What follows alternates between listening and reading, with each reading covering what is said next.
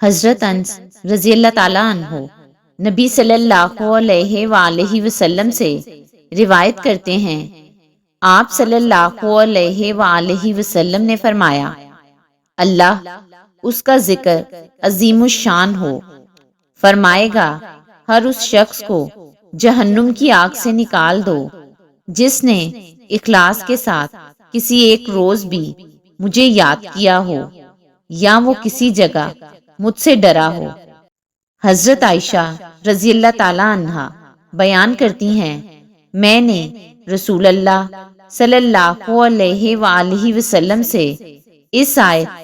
وہ لوگ دیتے ہیں جو کچھ دیتے ہیں اور اس پر ان کے دل خوف زدہ ہیں کے متعلق دریافت کیا، کیا اس سے مراد وہ لوگ ہیں جو شراب پیتے اور چوری کرتے ہیں؟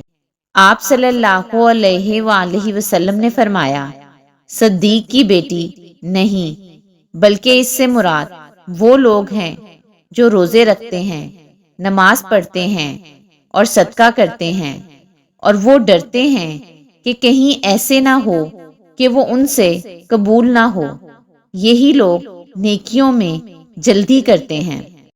حضرت انس رضی اللہ تعالیٰ عنہ سے روایت ہے، انہوں نے فرمایا، تم ایسے اعمال کرتے ہو جو تمہاری نظروں میں بال سے بھی زیادہ باریک ہیں، یعنی نہایت معمولی ہیں،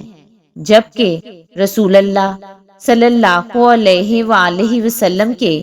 عہد میں ہم انہیں مہلک شمار کیا کرتے تھے۔